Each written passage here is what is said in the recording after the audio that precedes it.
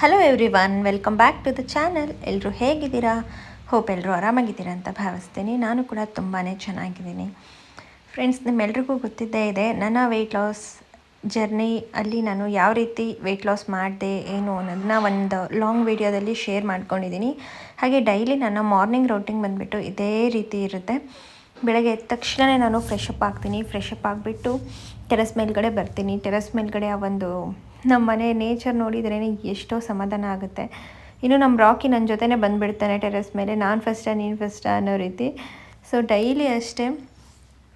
ಇನ್ನು ಬೆಳಗ್ಗೆನೇ ನಾನು ಒಂದು 7 ಗಂಟೆ ಅಷ್ಟರಲ್ಲಿ ನಮ್ಮ ಮನೆ ಮೇಲ್ಗಡೆ ಬಂದರೆ ಈ ರೀತಿ ಎಳೆ ಬಿಸಿಲು ಬೀಳ್ತಾ ಇರುತ್ತೆ. ಸೊ ಇದರಿಂದ ನನಗೆ ವಿಟಮಿನ್ ಡಿ ಕೂಡ ಚೆನ್ನಾಗಿ ಸಿಗುತ್ತೆ ಅಂತಲೇ ಹೇಳ್ಬೋದು. ಸೊ ನನ್ನ ರಾಕಿ ಇದ್ದಾನಲ್ಲ, ಅವನು ಯೋಗ ಮಾಡೋದಕ್ಕೆ ಅಂತ ನಾನು ಟೆರೆಸ್ ಮೇಲ್ಗಡೆ ಬಂದರೆ ನಾನು ಯೋಗ ಮಾಡಿ ಮುಗಿಸ್ಕೊಂಡು ಹೋಗೋವರೆಗೂ ನನ್ನ ಜೊತೆ ಅಲ್ಲೇ ಇದ್ಬಿಟ್ಟು ಆಮೇಲೆ ನನ್ನನ್ನು ಕರ್ಕೊಂಡೇ ಅವನು ಕೆಳಗಡೆ ಬರೋದು. ಅಷ್ಟು ಒಳ್ಳೆ ನಾಯಿ ಮರಿ ಅವನು.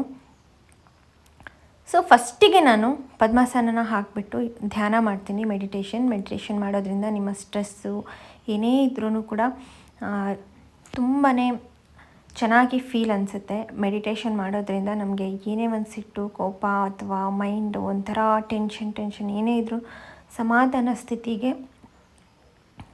ಬರುತ್ತೆ ಅಂತಲೇ ಹೇಳ್ಬೋದು. ಮೆಡಿಟೇಷನ್ ಆದಮೇಲೆ ನಾನು ಕೆಲವೊಂದು ಸಿಟ್ಟಿಂಗ್ ಯೋಗಾಸನಗಳನ್ನ ಮಾಡ್ತೀನಿ. ಇದೆಲ್ಲ ನನಗೆ ನಮ್ಮಮ್ಮನೇ ಹೇಳ್ಕೊಟ್ಟಿರೋದು. ಸೊ ಈ ಎಲ್ಲ ಆಸನಗಳ ಹೆಸರುಗಳು ನನಗೆ ಮರ್ತೋಗಿದ್ದಾವೆ. ನಮ್ಮಮ್ಮನ ಹತ್ರ ಇನ್ನೊಂದು ಸಲ ಕ್ಲೀನಾಗಿ ಹೇಳಿಸ್ಕೊಂಡು ಬರೆಸ್ಕೊಂಡು ನಾನು ನೆಕ್ಸ್ಟ್ ಬ್ಲಾಗ್ಸಲ್ಲಿ ಹೇಳ್ತೀನಿ. ಸೊ ಈ ಥರ ಈ ಒಂದು ಬಾಡಿ ಸ್ಟ್ರೆಚಿಂಗಿಂದ ನಮ್ಮ ಬಾಡಿ ಎಷ್ಟೊಂದು ಚೆನ್ನಾಗಿ ಫ್ಲೆಕ್ಸಿಬಿಲಿಟಿ ಪಡೆದುಕೊಳ್ಳುತ್ತೆ ಅಂತಂದರೆ ನೀವು ಡೈಲಿ ಯೋಗ ಪ್ರಾಕ್ಟೀಸ್ ಮಾಡಿದರೆ ನಿಮಗೆ ಗೊತ್ತಿರುತ್ತೆ. ಸೊ ಯೋಗದಿಂದ ತುಂಬಾ ಬೇಗನೆ ವೆಯ್ಟ್ ಲಾಸ್ ಆಗೋದಿಲ್ಲ. ಹೌದು, ಜಿಮ್ ಮಾಡೋರ್ಗಿಂತ ಬೇಗ ವೆಯ್ಟ್ ಲಾಸ್ ಆಗೋದಿಲ್ಲ ಸ್ಟ್ರೆಂತ್ ಟ್ರೈನಿಂಗ್ಗಿಂತ. ಬಟ್ ಆದರೆ ಯೋಗ ತುಂಬಾ ಒಳ್ಳೆ ಬೆನಿಫಿಟ್ಸ್ ಇದೆ. ಯೋಗ ಮಾಡೋದ್ರಿಂದ ಫ್ಯಾಟ್ ಲಾಸ್ ಆಗುತ್ತೆ, ತುಂಬಾ ಬೇಗ ಫ್ಯಾಟ್ ಲಾಸ್ ಆಗುತ್ತೆ ಅಂತಲೇ ಹೇಳ್ಬೋದು. ಹಾಗೆ ಒಳಗಡೆ ಇರತಕ್ಕಂತಹ ಒಂದು ಬಾಡಿ ಪಾರ್ಟ್ಸ್ ಏನೇನಿದೆ ಅದು ಎಲ್ಲದಕ್ಕೂ ಕೂಡ ತುಂಬಾ ಒಳ್ಳೆಯದು ಅಂತಲೇ ಹೇಳ್ಬೋದು. ಅಂದರೆ ಕಾಯಿಲೆಗಳನ್ನೆಲ್ಲ ಒಳಗಡೆಯಿಂದನೇ ವಾಸಿ ಮಾಡುತ್ತೆ ಅಂತಲೇ ಹೇಳ್ಬೋದು ಯೋಗಾಸನ. ಅದಾದಮೇಲೆ ಮಲ್ಕೊಂಡು ಮಾಡ್ತಕ್ಕಂಥ ಆಸನಗಳನ್ನ ಕೆಲವೊಂದು ಮಾಡ್ತೀನಿ. ಸೊ ಇವಾಗ ಮಾಡ್ತಾ ಇರ್ತಕ್ಕಂಥ ಆಸನಗಳಿದಾವಲ್ಲ, ಇದೇನು ಸ್ಟೊಮಕ್ಕಲ್ಲಿರ್ತಕ್ಕಂತಹ ಬೊಜ್ಜನ್ನು, ಹೊಟ್ಟೆಯ ಬೊಜ್ಜನ್ನು ಕರಗಿಸೋಕ್ಕೆ ತುಂಬಾ ಹೆಲ್ಪ್ ಮಾಡುತ್ತೆ. ಇನ್ನು ಇದೆಲ್ಲ ಆದಮೇಲೆ ಲಾಸ್ಟಿಗೆ ನಾನು ಸೂರ್ಯ ನಮಸ್ಕಾರನ ಮಾಡ್ತೀನಿ. ಸೂರ್ಯ ನಮಸ್ಕಾರನ ಮಾಡೋದ್ರಿಂದ ತುಂಬಾ ಹೆಲ್ತ್ ಬೆನಿಫಿಟ್ಸ್ ಇದೆ. ನೀವು ಯಾವ ಯೋಗಾಸನಗಳನ್ನ ಮಾಡದೇ ಇದ್ದರೂ ಈ ಸೂರ್ಯ ನಮಸ್ಕಾರ ಒಂದು ಮಾಡಿದರೆ ಸಾಕು, ನಿಮಗೆ ಎಲ್ಲ ಆಸನಗಳನ್ನೂ ಕೂಡ ಮಾಡಿರುವಂತಹ ಒಂದು ರಿಸಲ್ಟು ಇದರಿಂದ ಸಿಗುತ್ತೆ. ಸೊ ಸೂರ್ಯ ನಮಸ್ಕಾರವನ್ನು ಒಂದು 10 ಮಾಡ್ತೀನಿ ಅಷ್ಟೇ, ನಾನು ಜಾಸ್ತಿ ಏನು ಮಾಡೋದಕ್ಕೆ ಹೋಗೋದಿಲ್ಲ. ತುಂಬಾ ಸ್ಟ್ರೆಸ್ ಮಾಡಿಕೊಂಡು ನಾನು ಏನು ಮಾಡೋದಕ್ಕೆ ಹೋಗೋದಿಲ್ಲ. ಎಷ್ಟು ಬೇಕೋ ಅಷ್ಟು ಅಷ್ಟೇ. ಇದೆಲ್ಲ ಆದಮೇಲೆ ಬಂದು ನಾನು ಕಂಪಲ್ಸರಿ ಡೈಲಿ ಯಾವುದಾದ್ರೂ ಒಂದು ಡಿಟಾಕ್ಸ್ ಡ್ರಿಂಕ್ನ ಕುಡಿತೀನಿ. ಯಾಕಂದರೆ ಡಿಟಾಕ್ಸ್ ಡ್ರಿಂಕ್ ಕುಡಿಯೋದು ತುಂಬ ಇಂಪಾರ್ಟೆಂಟ್ ನಮ್ಮ ಬಾಡಿಗೆ. ಬೆಳಗ್ಗೆನೇ ಖಾಲಿ ಹೊಟ್ಟೆಯಲ್ಲಿ ಕುಡಿಯೋದ್ರಿಂದ ನಮ್ಮ ಬಾಡಿ, ನಮ್ಮ ಸ್ಟೊಮಕ್, ಇಂಟೆಸ್ಟೈನ್ ಪ್ರತಿಯೊಂದೂ ಕ್ಲೀನ್ ಆಗುತ್ತೆ ಅಂತಲೇ ಹೇಳ್ಬೋದು. ಇದರಿಂದ ತುಂಬ ಹೆಲ್ತ್ ಬೆನಿಫಿಟ್ಸ್ ಇದೆ. ನಿಮಗೇನಾದರೂ ಡಿಟಾಕ್ಸ್ ಡ್ರಿಂಕಿಂದ ಯಾವ ರೀತಿ ಹೆಲ್ತ್ ಬೆನಿಫಿಟ್ಸ್ ಇದೆ ಅಂತ ಬೇಕಿದ್ದರೆ ಕಾಮೆಂಟ್ ಸೆಕ್ಷನಲ್ಲಿ ತಿಳಿಸಿ, ನಾನು ನೆಕ್ಸ್ಟ್ ವ್ಲಾಗ್ಸಲ್ಲಿ ಹೇಳ್ತೀನಿ. ನಾನು ಇವತ್ತು ಕುಡಿತಾ ಇರೋ ಡಿಟಾಕ್ಸ್ ಡ್ರಿಂಕ್ ಬಂದುಬಿಟ್ಟು ಎಳ್ನೀರು. ಬೆಳಗ್ಗೆನೇ ನಾನು ಬೇರೆ ಒಂದು ಡಿಟಾಕ್ಸ್ ಡ್ರಿಂಕ್ ಮಾಡ್ಕೊಳ್ಳೋಣ ಅಂತ ಅಂದ್ಕೊಂಡೆ. ಬಟ್ ನಮ್ಮ ಮಮ್ಮಿಗೆ ಎಳ್ನೀರು ಹೊಡ್ಕೊಡ್ತಾಯಿದ್ರು. ನಾನು ಕೂಡ ಇದನ್ನೇ ಕುಡಿಯೋಣ ಅಂತ ಎಳ್ನೀರು ಒಳಗಡೆ ನಾನು ಲೆಮನ್ ಹಾಕ್ಕೊಂಡು ಕುಡಿತಾ ಇದ್ದೀನಿ. ಈ ಎಳ್ನೀರನ್ನ ನೀವು ಬರೀ ಹಾಗೆ ಕುಡಿಯೋದಕ್ಕೂ ಒಂದು ಸ್ವಲ್ಪ ಲೆಮನ್ ಹಿಂಡ್ಕೊಂಡು ಕುಡಿಯೋದಕ್ಕೂ ಎಷ್ಟು ಡಿಫ್ರೆನ್ಸ್ ಇದೆ ಗೊತ್ತಾ? ಟೇಸ್ಟ್ ಅಂತೂ ತುಂಬ ಚೆನ್ನಾಗಿರುತ್ತೆ. ಎಳ್ನೀರಲ್ಲಿ ಲೆಮನ್ ಹಿಂಡ್ಕೊಂಡು ಕುಡಿತೀವಲ್ಲ, ಯಾವುದೇ ಒಂದು ಸೋಡಾ, ಯಾವುದೇ ಒಂದು ಮಾಕ್ಟೈಲ್ಸ್ ಯಾವುದಕ್ಕೂ ಕಡಿಮೆ ಇರಲ್ಲ, ಅಷ್ಟು ಚೆನ್ನಾಗಿರುತ್ತೆ ಟೇಸ್ಟು. ಬೇಕಿದ್ದರೆ 1 ಟೈಮ್ ಟ್ರೈ ಮಾಡಿ ನೋಡಿ, ನೀವು ಕೂಡ ಖಂಡಿತ ಇಷ್ಟಪಡ್ತೀರಾ. ಅದನ್ನು ಮುಗಿಸ್ಕೊಂಡು ಮನೆ ಕೆಲಸ ಎಲ್ಲ ಮಾಡಿಕೊಂಡು ನಾನು ಇವತ್ತಿಲ್ಲಿ ಚಿಕನ್ ಪ್ರಿಪೇರ್ ಮಾಡ್ತಾಯಿದ್ದೀನಿ. ಚಿಕನ್ ಚಿಲ್ಲಿ ಹಾಗೆ ಚಿಕನ್ ಸಾಂಬಾರು. ಇನ್ನು ಚಿಕನ್ ಚಿಲ್ಲಿಗೆ ನಾನಿಲ್ಲಿ ಒಂದು 12ರಿಂದ 13 ಮೆಣಸಿನ್ಕಾಯಿ ಅಂತೂ ತೊಗೊಂಡಿದ್ದೀನಿ. ಯಾಕಂದರೆ ನಮ್ಮ ಮನೆಯಲ್ಲಿರ್ತಕ್ಕಂಥ ಈ ಒಂದು ಮೆಣಸಿನ್ಕಾಯಿ ಖಾರ ಇಲ್ಲ. ನಿಮ್ಮ ಮನೆಯಲ್ಲಿರ್ತಕ್ಕಂಥ ಮೆಣಸಿನ್ಕಾಯಿ ಏನಾದರೂ ಖಾರ ಇದ್ದರೆ ನಿಮ್ಮ ಚಿಕನ್ಗೆ ಎಷ್ಟು ಕ್ವಾಂಟಿಟಿ ಬೇಕು ಅಂತ ನಿಮಗೆ ಗೊತ್ತಿರುತ್ತೆ ಹೆಣ್ಮಕ್ಳಿಗೆ.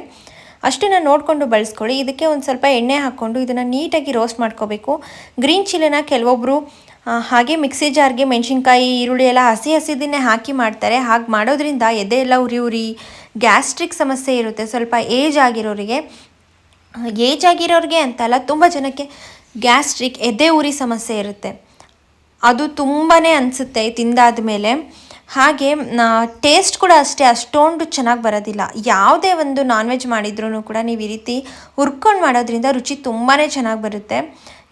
ಇಲ್ಲಿ ನಾನು 2 ಈರುಳ್ಳಿ ಹಾಗೆ 1 ಟೊಮ್ಯಾಟೊ, ಸ್ವಲ್ಪ ಗೋಡಂಬಿ ಮತ್ತು ಒಣ ಕೊಬ್ಬರಿ, ಶುಂಠಿ ಬೆಳ್ಳುಳ್ಳಿನ ತೊಗೊಂಡು ಇನ್ನೊಂದು ಸಲ ನೀಟಾಗಿ ಫ್ರೈ ಮಾಡ್ಕೊಳ್ತಾ ಇದ್ದೀನಿ. ಈಗ ಗರಂ ಮಸಾಲಾಗೋಸ್ಕರ ಕೈಯಲ್ಲಿ 1 ಹಿಡಿ ಆಗೋವಷ್ಟು ನಾನಿಲ್ಲಿ ಧನಿಯಾ ಕಾಳನ್ನ ತೊಗೊಂಡಿದ್ದೀನಿ. ಹಾಗೆ ಚಕ್ಕೆ ಲವಂಗ ಏಲಕ್ಕಿ ಸ್ಟಾರ್ ಹೂವನ್ನ ತೊಗೊಂಡಿದ್ದೀನಿ. ಏಲಕ್ಕಿ ಬೇಕಿದ್ರೆ ಆಪ್ಷನಲ್ಲಿ, ನಿಮಗೆ ಬೇಡ ಅಂದರೆ ನೀವು ಸ್ಕಿಪ್ ಕೂಡ ಮಾಡ್ಕೋಬೋದು. ಇದಿಷ್ಟನ್ನು ಕೂಡ ನೀಟಾಗಿ ಫ್ರೈ ಮಾಡಿಕೊಂಡು ಗ್ಯಾಸ್ ಸ್ಟವ್ನ ಆಫ್ ಮಾಡಿಕೊಂಡು, ನಾನು ಆಲ್ರೆಡಿ ಮಿಕ್ಸಿ ಜಾರ್ಗೆ ಕೊತ್ತಂಬರಿ ಸೊಪ್ಪನ್ನ ಹಾಕ್ಕೊಂಡು ಇಟ್ಕೊಂಡಿದ್ದೀನಿ. ಪುದೀನ ಇದ್ದರೆ ಪುದೀನೂ ಬಳಸ್ಕೋಬೋದು. ಈ ಒಂದು ಗ್ರೇವಿ ಇದೆಯಲ್ಲ ತುಂಬ ಅಂದರೆ ತುಂಬ ಟೇಸ್ಟಿಯಾಗಿರುತ್ತೆ. ಖಂಡಿತ ನೀವು ಮನೇಲಿ ಮಾಡ್ಕೊಂಡು ತಿನ್ನೋಡಿ. ಸೊ ಈಗ ಸಾಂಬಾರಿಗೆ ಹುರ್ಕೊಳ್ಳೋದಕ್ಕೆ ನಾನು ಅದೇ ಕಡಾಯಿಗೆ 2 ಈರುಳ್ಳಿ ತೊಗೊಂಡಿದ್ದೀನಿ. ಸ್ವಲ್ಪ ಎಣ್ಣೆ ಹಾಕ್ಕೊಂಡು ಇದನ್ನು ಕೂಡ ಹುರ್ಕೊಂಡೇ ಮಾಡ್ಕೊಳ್ಳೋದು ನಮ್ಮ ಮನೇಲಿ ಯಾವಾಗಲೂ, ಹಾಗೆ ಯಾವತ್ತೂ ಮಾಡೋದಿಲ್ಲ. ಇವತ್ತು ನಾನೇನು ತೋರಿಸ್ತಾ ಇದ್ದೀನಿ ರೆಸಿಪಿ, ಈ ರೀತಿ ಒಮ್ಮೆ ಟ್ರೈ ಮಾಡಿ ನೋಡಿ. ಖಂಡಿತ ನೀವು ಮತ್ತೆ ಇದೇ ರೀತಿ ಮಾಡ್ತೀರಾ, ಅಷ್ಟು ಚೆನ್ನಾಗಿರುತ್ತೆ. ಯಾಕಂದರೆ ನಾನ್ ವೆಜ್ಗಳನ್ನ ಎಷ್ಟು ಕ್ಲೀನಾಗಿ ಮಾಡ್ಕೊಂಡು ತಿಂತೀವೋ ಅಷ್ಟು ಮೈಗೆ ಹಿಡಿಯುತ್ತೆ ಅಂತ ಹೇಳ್ತಾರೆ. ಸೊ 2 ಟೊಮೆಟೊ, 2 ಈರುಳ್ಳಿ, ಶುಂಠಿ ಬೆಳ್ಳುಳ್ಳಿನ ತೊಗೊಂಡಿದ್ದೀನಿ. ಒಣ ಕೊಬ್ಬರಿನ ಯೂಸ್ ಮಾಡ್ತಾ ಇದ್ದೀನಿ. ಇದಕ್ಕೆ ಗೋಡಂಬಿನ ಸ್ಕಿಪ್ ಮಾಡಿದ್ದೀನಿ. ಒಣ ಕೊಬ್ಬರಿನ ತುಂಬ ಜಾಸ್ತಿ ಕ್ವಾಂಟಿಟಿ ಹಾಕ್ಕೊಳ್ಳೋಕೆ ಹೋಗ್ಬೇಡಿ, ಟೇಸ್ಟ್ ಒಂಥರ ಕೊಬ್ಬರಿ ಸ್ಮೆಲ್ ಬಂದುಬಿಡುತ್ತೆ. ಹಾಗೆ 1 ಹಿಡಿ ಧನಿಯಾ ಮತ್ತು ಚಕ್ಕೆ ಲವಂಗ ಏಲಕ್ಕಿ ಸ್ಟಾರ್ ಹೂವು. ಹಾಗೆ ಇದಕ್ಕೆ ನಾನಿಲ್ಲಿ ಸ್ವಲ್ಪ ಒಣಮೆಣ್ಸಿನ್ಕಾಯಿನ ಯೂಸ್ ಮಾಡ್ತಾ ಇದ್ದೀನಿ. ಯಾಕಂದರೆ ಕಲರ್ಗೆ ಒಣಮೆಣ್ಸಿನ್ಕಾಯಿ ಹಾಕಿದರೆ ಚೆನ್ನಾಗಿರುತ್ತೆ. ಹಾಗೆ ಟೇಸ್ಟ್ ಕೂಡ ಸಖತ್ತಾಗಿ ಬರುತ್ತೆ. ಲಾಸ್ಟಿಗೆ ಒಣಮೆಣ್ಸಿನ್ಕಾಯಿ ಮತ್ತು ಕೊತ್ತಂಬರಿ ಸೊಪ್ಪನ್ನ ಹಾಕ್ಕೊಳ್ತಾ ಇದ್ದೀನಿ. ಹಾಕ್ಕೊಂಡು ನೀಟಾಗಿ ಇದನ್ನು ಇನ್ನೊಂದು ಸಲ ಒಣಮೆಣ್ಸಿನ್ಕಾಯಿ ಎಲ್ಲ ಉಬ್ಬಿ ಬರುತ್ತೆ ಅಲ್ಲಿವರೆಗೂ ಫ್ರೈ ಮಾಡ್ಕೋಬೇಕಾಗತ್ತೆ. ಇದಿಷ್ಟು ಸಾಂಬಾರಿಗೆ ಮಸಾಲ ನುಣ್ಣಗೆ ರುಬ್ಕೋಬೇಕು 2 ಪೇಸ್ಟ್ಗಳನ್ನ. ಸೊ ಈಗ ಅದೇ ಕಡಾಯಿಗೆ ಎಣ್ಣೆ ಹಾಕ್ಕೊಂಡು 1 ಈರುಳ್ಳಿನ ಹೆಚ್ಕೊಂಡು ಹಾಕ್ಕೊಂಡಿದ್ದೀನಿ. ಸೊ ಈಗ ನಾನು 2 ಕೂಡ ಒಟ್ಟಿಗೆ ಸ್ಟಾರ್ಟ್ ಮಾಡ್ತಾ ಇದ್ದೀನಿ. ಯಾಕಂದರೆ ಟೈಮ್ ಇರಲಿಲ್ಲ, ನಮ್ಮನೇಲಿ ಬೇಗ ಊಟ ಮಾಡ್ತಾರೆ. ಸೊ ಹಾಗಾಗಿ ವಿಡಿಯೋ ಶೂಟ್ ಮಾಡಿಕೊಂಡು ನನಗೆ ಕುಕ್ ಮಾಡೋದು ತುಂಬಾ ಕಷ್ಟ. ಇನ್ನು ಈ ಕಡೆ ಕಡಾಯಿಗೆ ನಾನು ಚಿಲ್ಲಿ ಕಡಾಯಿಗೆ ಏನಿದೆ ಸ್ವಲ್ಪ ಬೋನ್ಲೆಸ್ ಚಿಕನ್ನೇ ಜಾಸ್ತಿ ತೊಗೊಂಡಿರ್ತೀನಿ. ಜಾಸ್ತಿ ಬೋನ್ ಇರೋದನ್ನ ಸಾಂಬಾರಿಗೆ ಯೂಸ್ ಮಾಡ್ತೀನಿ. ಆ ಕಡೆ ಒಂದು ಪಾತ್ರೆ ಇಟ್ಕೊಂಡು ಎಣ್ಣೆ ಹಾಕಿ ಸೇಮ್ ಈರುಳ್ಳಿ ಹಾಕ್ಕೊಂಡು ಚಿಕನ್ನ ಹಾಕ್ಕೊಂಡು 2ಕ್ಕೂ ಸಹ ಉಪ್ಪನ್ನ ಹಾಕ್ಕೊಳ್ತಾ ಇದ್ದೀನಿ. ಈಗ 2ಕ್ಕೂ ಕೂಡ ಅರಿಶಿನ ಪುಡಿನ ಯೂಸ್ ಮಾಡ್ತಾ ಇದ್ದೀನಿ. ಅರಿಶಿನ ಪುಡಿ ನಾನ್ ವೆಜ್ಜಿಗೆ ಯಾವತ್ತೂ ಒಂದು ಸ್ವಲ್ಪ ಜಾಸ್ತಿನೇ ಯೂಸ್ ಮಾಡ್ಕೊಳ್ಳಿ. ಸೊ ಯಾಕಂದರೆ ಇದರಲ್ಲಿ ಏನೇ ಬ್ಯಾಕ್ಟೀರಿಯಾಸ್ ಏನೇ ಇದ್ರೂ ಕೂಡ ಕಿಲ್ಲಾಗುತ್ತೆ. ಹಾಗಾಗಿ ಈಗ ಸಾಂಬಾರಿಗೆ ಮಾತ್ರ ನಾನು ಅಚ್ಕಾರದ ಪುಡಿ ಹಾಕ್ಕೊಂಡಿದ್ದೀನಿ. ಈ ಕಡೆ ಚಿಕನ್ ಚಿಲ್ಲಿಗೆ ನಾನು ಅಚ್ಕಾರದ ಪುಡಿ ಹಾಕ್ಕೊಂಡಿಲ್ಲ, ಯಾಕಂದರೆ ಹಸಿರು ಮೆಣಸಿನ್ಕಾಯಿ ಯೂಸ್ ಮಾಡ್ತಿದ್ದೀವಲ್ಲ. ಹಾಗಾಗಿ ಈಗ 2 ಕೂಡ ನೀಟಾಗಿ ಮಿಕ್ಸ್ ಮಾಡ್ಕೊಳ್ಳಿ. ಇದನ್ನು ನೀವು ಎಲ್ಲಿವರೆಗೂ ಬಿಟ್ಬಿಡಬೇಕು ಅಂತ ಅಂದರೆ, ನೀರು ಅದಷ್ಟಿಗೆ ಅದೇ ಬಿಟ್ಕೊಂಡು ಮತ್ತೆ ಇಂಬ್ರಿಕೊಳ್ಳುತ್ತೆ. ಅಲ್ಲಿವರೆಗೂ ಇದನ್ನ ಬಿಟ್ಟರೆ ಮಾತ್ರ ಚಿಕನ್ ಚೆನ್ನಾಗಿರುತ್ತೆ, ಇಲ್ಲ ನೀಚು ವಾಸನೆ ಹೊಡೆಯುತ್ತೆ. ತುಂಬ ಜನದ ಮನೇಲಿ ನಾನು ನೋಡಿದ್ದೀನಿ ಹಾಗೆ ಮಸಾಲ ಹಾಕಿ ಕುದಿಸ್ಬಿಡ್ತಾರೆ. ನಿಜವಾಗ್ಲೂ ರಾಂಗ್ ಮೆಥಡ್ ಅದು. ಈ ರೀತಿ ನೀರು ನೋಡಿ ಅದಷ್ಟಿಗೆ ಅದೇ ಬಿಟ್ಕೊಂಡಿದೆ. ಈ ರೀತಿ ಅದಷ್ಟಿಗೆ ಅದೇ ಬಿಟ್ಕೊಂಡು ಅದಷ್ಟಿಗದೇ ಇಂಬ್ರಿಕೊಳ್ಳುತ್ತೆ. ಅಲ್ಲಿವರೆಗೂ ನೀವು ಹಾಗೆ ಬಿಟ್ಬಿಡಬೇಕು. ಆವಾಗ ಉಪ್ಪೆಲ್ಲ ಚಿಕನ್ಗೆ ಕ್ಲೀನಾಗಿ ಇಟ್ಕೊಂಡಿರುತ್ತೆ.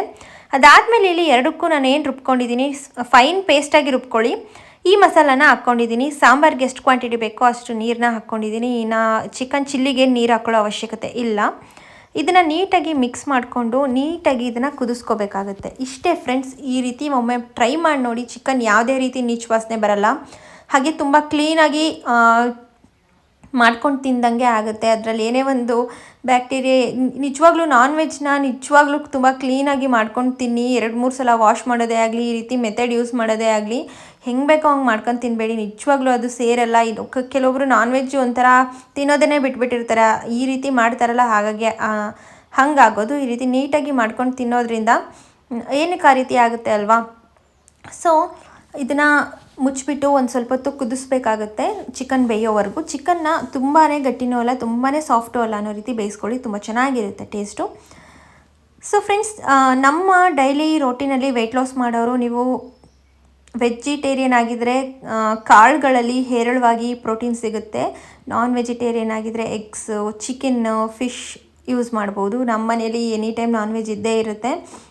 ವಾರದಲ್ಲಿ ಒಂದು 2-3 ಸಲ ಅಂತೂ ಇರುತ್ತೆ. ಮೊಟ್ಟೆ ಅಂತೂ ಇದ್ದೇ ಇರುತ್ತೆ. ಹಾಗಾಗಿ ನಾನು ನಾನ್ ವೆಜ್ಜಿಂದನೇ ಜಾಸ್ತಿ ಪ್ರೋಟೀನ್ ಇಂಟೇಕ್ ಮಾಡ್ತೀನಿ. ಇನ್ನು ನಾನ್ ವೆಜ್ ಮಾಡದೇ ಇರೋ ದಿನಗಳಲ್ಲಿ ನಾನು ಪ್ರೋಟೀನ್ನ ಕರೆಕ್ಟಾಗಿ ಬ್ಯಾಲೆನ್ಸ್ ಮಾಡೋದಕ್ಕೆ ಯಾವ್ಯಾವ ವೆಜಿಟೇಬಲ್ಸು, ಯಾವ್ಯಾವ ಒಂದು ಕಾಳುಗಳಲ್ಲಿದೆ ಅದನ್ನು ನಾನು ತೊಗೊಳ್ತೀನಿ.